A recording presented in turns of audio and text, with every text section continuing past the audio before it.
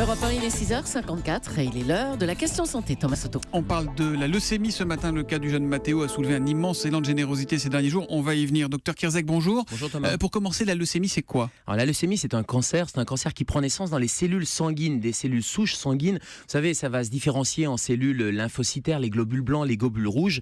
Eh bien, quand des cellules anormales se multiplient, quand le cancer vient prendre naissance dans ces cellules souches sanguines, eh bien, ces cellules vont envahir les cellules normales et remplacer malheureusement les globules rouges, les globules blancs. Et c'est un cancer du sang. On sait la soigner, cette leucémie. Ça dépend quoi du type de leucémie, du moment où la maladie est prise ? Bien sûr, là, il y a plusieurs types et sous-types même de leucémie en fonction des différentes lignées sanguines.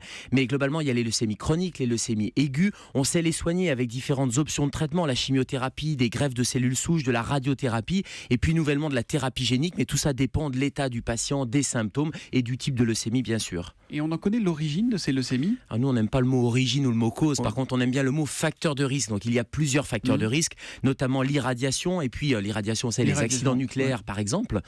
C'est une cause de leucémie. Et puis, c'est une complication des traitements du cancer. Vous avez eu un cancer, vous avez eu de la radiothérapie, de la chimiothérapie. Et bien, malheureusement, ça peut là aussi léser et rendre anormal des cellules sanguines et causer des leucémies. En tout cas, c'est un facteur de risque. Et puis, certains toxiques, l'exposition au benzène, par exemple, c'est un facteur de risque également. Et puis, parfois, et malheureusement, l'immense majorité, il n'y a pas de cause.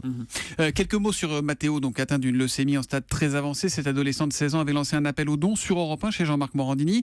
Ses parents avaient besoin d'un peu plus de 170 000 € pour tenter un traitement de la dernière chance aux États-Unis. C'est quoi ce traitement, docteur ? Alors c'est vraiment un traitement de la dernière chance dans le sens où c'est un traitement, un essai clinique qui est réservé à des patients qui sont en échappement thérapeutique, c'est-à-dire que les autres options thérapeutiques ont été en échec ou bien il y a une rechute. Donc c'est vraiment un traitement de la dernière chance et c'est de la thérapie génique. Donc on est vraiment sur l'immunothérapie, c'est vraiment le traitement qui est le traitement d'avenir. C'est basé sur booster le système immunitaire. L'objectif, c'est d'aller prélever des lymphocytes T, d'aller les booster pour que son propre système immunitaire puisse se retourner contre les cellules cancéreuses et détruire ces cellules cancéreuses. C'est de la thérapie génique, c'est de l'immunothérapie. Et vous employez le mot essai clinique, c'est-à-dire que on essaye, on teste, on n'est pas encore sûr. C'est quoi ? C'est des vraies pistes ? C'est l'énergie du désespoir ? C'est quoi ? Alors, c'est pas du tout l'énergie du désespoir dans le sens où j'avais quelques doutes. Souvent, il faut se méfier sur ces essais un peu ou ces appels aux dons. Mais là, vraiment, c'était quelque chose c'était un appel de la dernière chance sur un essai clinique, un véritable essai clinique pour des patients en rechute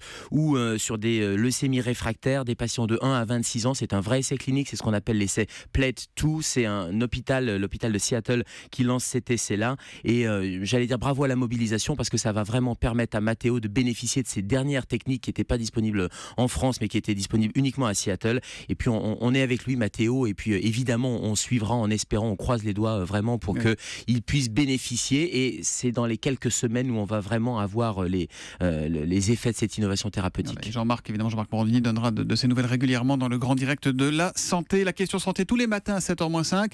Le docteur Kierzek qui revient donc nous voir demain. À demain, Gérald. À demain, Thomas.